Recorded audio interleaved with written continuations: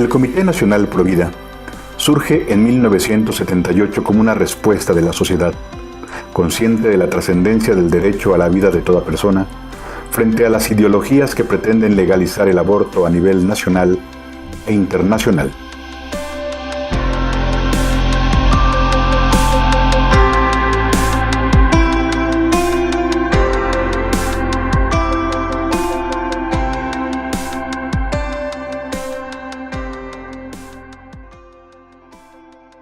Más o menos de 1978 que empezó a formarse el comité hasta 1981.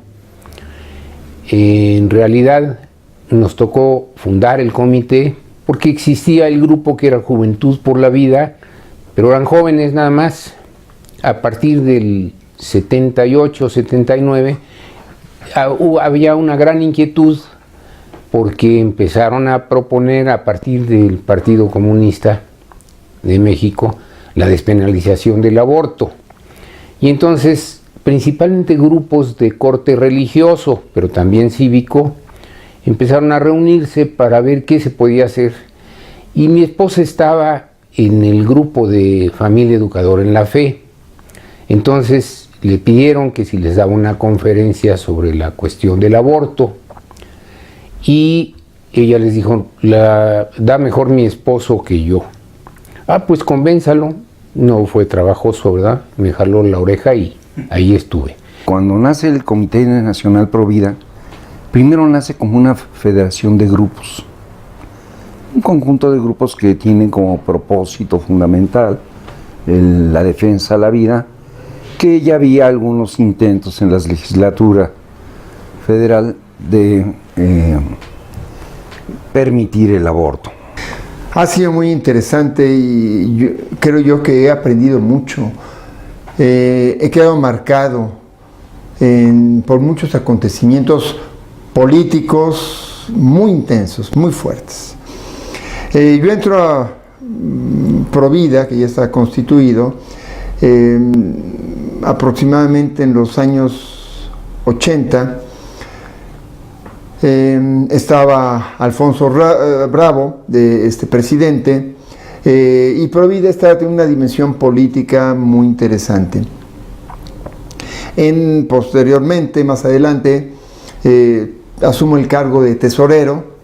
Realmente no teníamos recursos para hacer actividades, pero se nos fueron abriendo algunas puertas que nos permitió ir haciendo algunos congresos.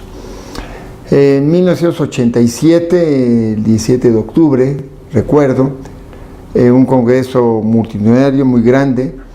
Ahí es cuando tomo posesión de Provida. Varias organizaciones católicas y civiles deciden unirse y formar un comité de defensa. Esto sucede en los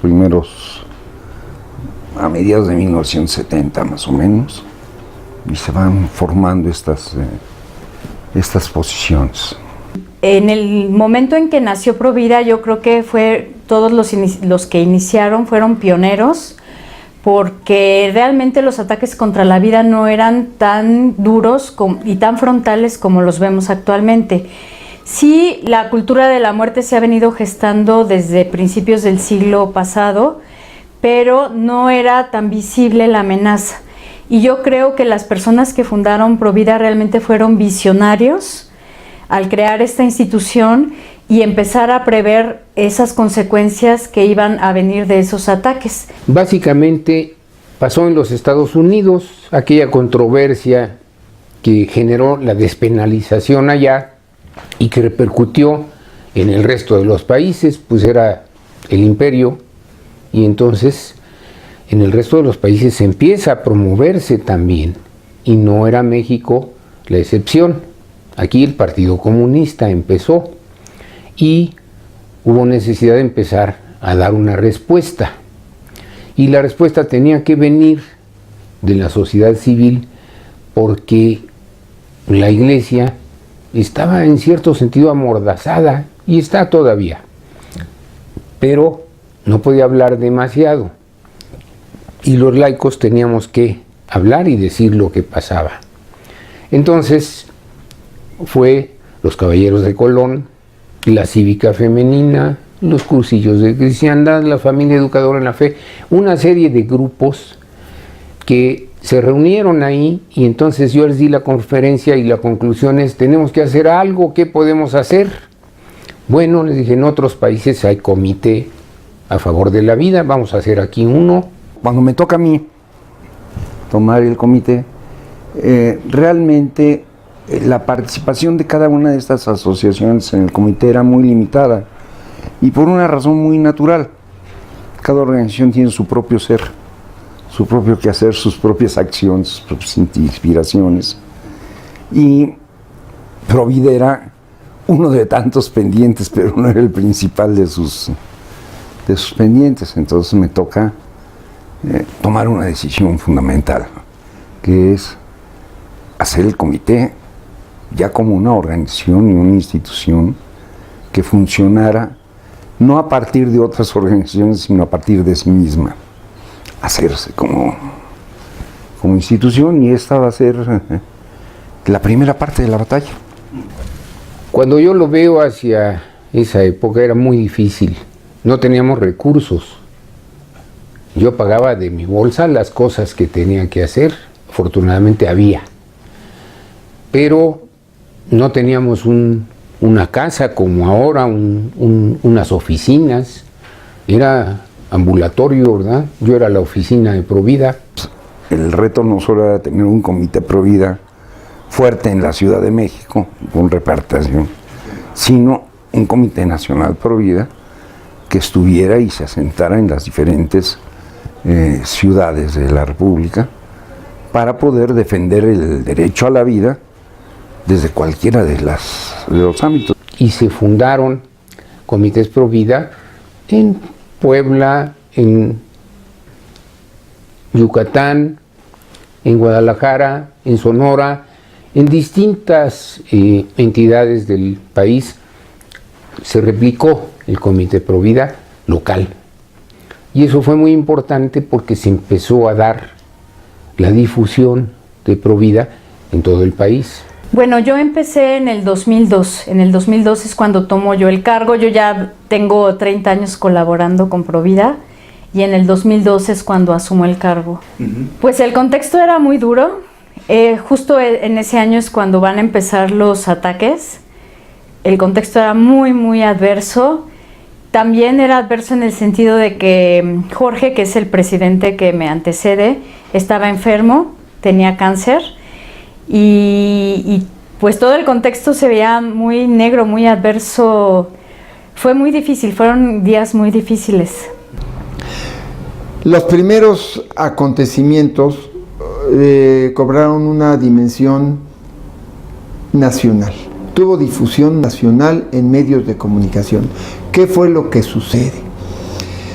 En el Museo de Arte Moderno exhiben una serie de obras sacrílegas, donde ponen a la Virgen de Guadalupe con el rostro de Marilyn Monroe, a Cristo con el Pedro Infante, una serie de pinturas blasfemas.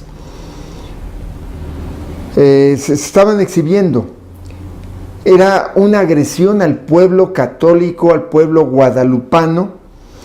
¿Qué fue lo que pasa? Por ahí del mes de abril, de mayo, fuimos al Museo de Arte Moderno en forma pacífica. Nos plantamos dentro del museo. En forma firme dijimos: venimos a pedir que se descuelgue esa exposición porque es sacrílega y está atentando contra los valores cívicos y religiosos. Cívicos porque estaba la bandera en el suelo y unas botas arriba de ella. Se hace esto un borlote enorme y dijimos, los que estábamos adentro, éramos como 20, no nos vamos a ir de aquí hasta que no se quite la exposición. Total, llega el subdirector, tardó una hora, ya había medios de comunicación, llega el subdirector del Museo de Arte Moderno, ahí a palabras: no nos vamos a ir hasta que no la descuelguen. Habla con el director del museo, Alberto Manríquez, da la orden: descuélguenla. descolgaron la exposición. ¿Sí?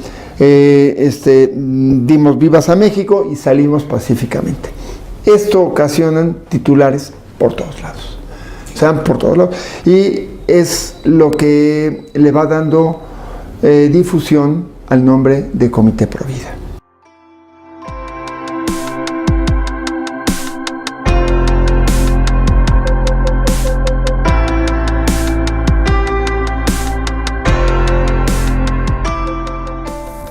Denunciar y alertar por medio de leyes y políticas dignas y positivas de cara a la sociedad todos aquellos actos de gobierno que lesionen o sean contrarios al bien de los que están por nacer, son parte de los retos que tiene por delante el Comité Nacional Provida.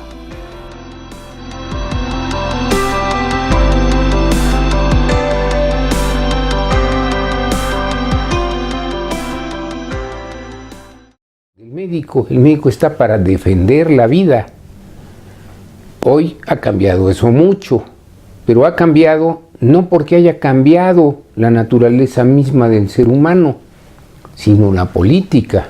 Y es en la política, desde la política, donde se atenta contra la vida. De López Portillo y Miguel de la Madrid, en que hay esta intención, es también la etapa en la que se van a generar algunas intenciones desde la misma Corte.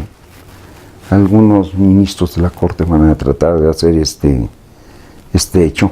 Nos enfrentamos también a la devaluación de la persona. Esta persona no merece vivir porque es pobre. ¿Para qué la traemos al mundo? Si va a sufrir, no va a tener los medios que tienen todos los ricos. Entonces, en el fondo es una visión de descartar que ha señalado el Santo Padre Francisco. No podemos descartar personas porque son pobres o porque no tienen los recursos. Eso es a lo que nos enfrentamos entonces y ahora. No ha parado. La ONU ha promocionado mucho estas campañas a favor del aborto, ha sido muy insistente, tanto en campañas a favor del aborto como en campañas de control natal. Bueno, yo veo definitivamente una época de grandes retos. Nos encontramos ante circunstancias muy complicadas. Vemos una sociedad materialista, una sociedad pragmática, una sociedad individualista y egoísta, que se interesa solamente por el propio bienestar. Eso lo vemos por un lado. Vemos que hay intereses transnacionales muy poderosos a quienes les interesa acabar con los valores humanos. Es durante la conferencia de 1984 en la que platicamos con el gobierno de los Estados Unidos y el presidente Ronald Reagan firma el llamado Acuerdo de las Políticas de la Ciudad de México.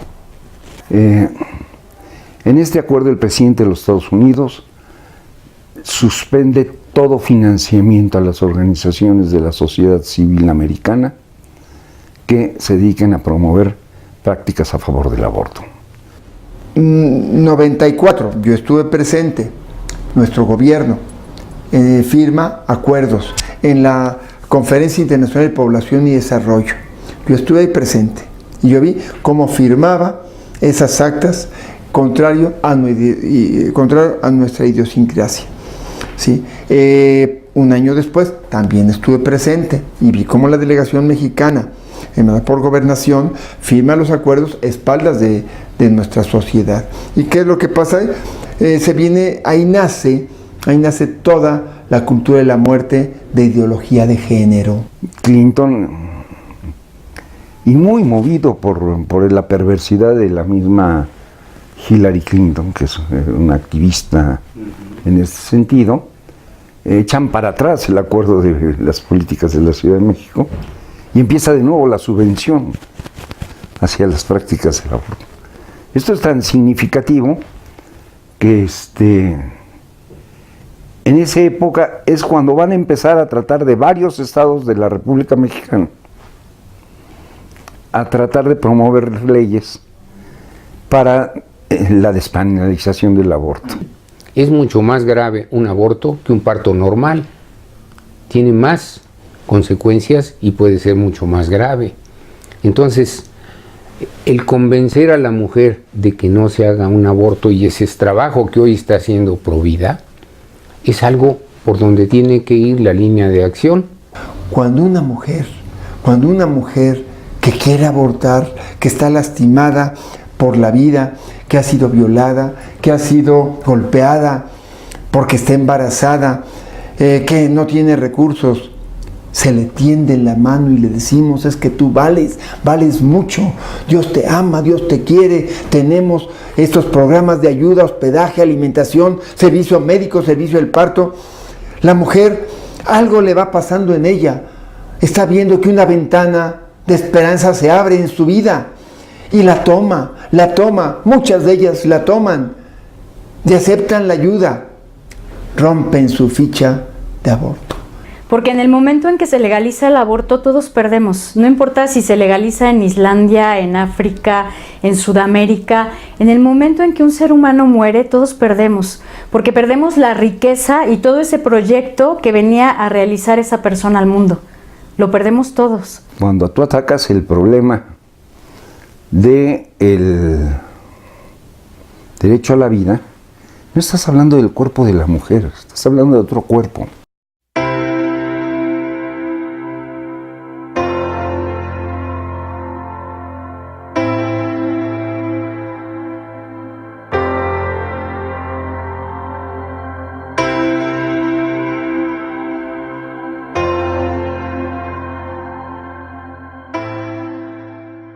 La presencia en medios de comunicación constante y eficaz, conferencias, desplegados, mítines y marchas, son canales para hablar de una sexualidad integradora y de una educación para el amor.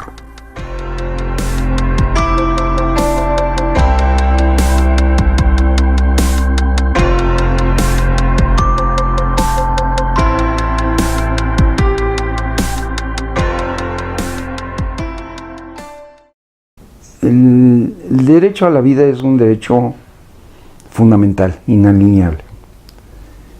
Si no respetas el derecho a la vida, los demás derechos salen sobrando. No tienen mayor... Entonces, hay que hacer una vida asertiva a favor de la vida. Es el primer tema. Entonces, lo que se tiene que plantear es, no importa lo que la ley diga, lo que importa es que la mujer entienda el valor que tiene la vida que lleva en el vientre. Hay que entender que las mujeres que se ven presionadas o angustiadas ante el hecho de la vida, que es lo que las lleva a veces a cometer el crimen del aborto, necesitan más de nuestra solidaridad y de nuestro apoyo que de nuestra condena. Si nosotros nos promovemos el amor, aunque seamos los menos, pero promovemos verdaderamente el amor, ¿saben qué? A final de cuentas, la sociedad va a triunfar, va a ser una sociedad de amor, una sociedad de respeto a la mujer, de respeto a los hijos, de amor a la vida. Va a ser una sociedad verdaderamente maravillosa y lo pongo por escrito. Bueno, nuestra primera propuesta es el respeto de la dignidad de cada persona sin discriminación, de absolutamente cualquier persona. Recuperar esa dignidad que tenemos como seres humanos, y esto pudiera parecer un tanto obvio, pero en realidad en nuestra sociedad no lo es. Desafortunadamente vemos que entre los jóvenes y en general ha permeado un tipo de pensamiento que incluso valora más a los animales que a las personas. Y creo que nuestra primera propuesta es esa, recuperar nuestro valor como personas, nuestra dignidad. ¿Qué políticas concretas? Sí, necesitamos tener más centros de apoyo a la mujer, pero también tenemos que tener políticas educativas que, así como se empeñan hoy en día en proteger la vida desde muchos ángulos de los animales, los perritos, los toros, los estos, los otros, enseñemos desde el primer momento en las escuelas que la vida es un no solo un derecho, sino una gran dignidad. Pues hace muchos años en Estados Unidos había un señor que hizo miles de abortos y después acabó convencido de que tenía que defender la vida. Nathanson. Y finalmente él acabó defendiendo la vida a plenitud y en su pequeño, que se llama El Grito Silencioso, en ese pequeño trabajo que él hizo, pues hay que difundirlo, que la gente vea lo que es un aborto, que lo vean en vivo. Y El Grito Silencioso se puede pasar hasta por teléfono. Entonces, aprovechar esas ventajas de la comunicación que hay hoy para hacer que la gente entienda lo que es la vida y lo que es arruinar una vida a partir del aborto. En el trayecto de estos 40 años hay momentos difíciles, ¿sí? Momentos de incomprensión, de persecución. No es fácil, no es fácil, ¿sí? Ha habido cosas difíciles. Tuve el embargo de mi casa, donde me sacaron todos los muebles, 5 acusaciones penales, 2 acusaciones administrativas, 2 civiles. Gracias a Dios, de todas he salido menos de una de las administrativas. Todas las demás se ha comprobado las cosas, ¿sí? Ha habido maquinarias en contra de Provida, las ha habido. Sin embargo, hemos salido adelante. Yo nada más les digo, el caminar no ha sido fácil, ha sido difícil, pero hay algo maravilloso. Dios nos ama. Y bueno, los que somos católicos tenemos otro elemento importante, ¿no? Porque cada ser humano es creado a imagen y semejanza de Dios. Y cada vez que yo agredo a un pequeño, o la madre se vio obligada o forzada a agredir a un pequeño, estamos atacando la imagen y la semejanza de Dios. Sobre todo, que piensen que no hay manera de perder esta batalla. La batalla está ganada desde el principio, ¿eh? A medida que los científicos y la gente de ciencia va reconociendo la vida desde la concepción, y eso nadie lo puede discutir, ningún médico, aún los más abortistas que existen, tienen que reconocer que hay vida desde la concepción. Que en esta causa hemos tenido compañeros maravillosos. Provida fue de los pioneros en traer al doctor Bernard Nathanson, a Jerome Lejeune, a tantas personalidades, a los doctores Billings, que han sido experiencias impactantes para todos los que trabajamos aquí. Algunos ya se nos han adelantado en el camino, pero confiamos en que más y más personas vayan tomando el ejemplo, la sabiduría de estos grandes hombres y mujeres a favor de la vida, y que continuemos trabajando sin descanso por esta labor que realmente es una labor por la que vale la pena vivir y por la que vale la pena morir.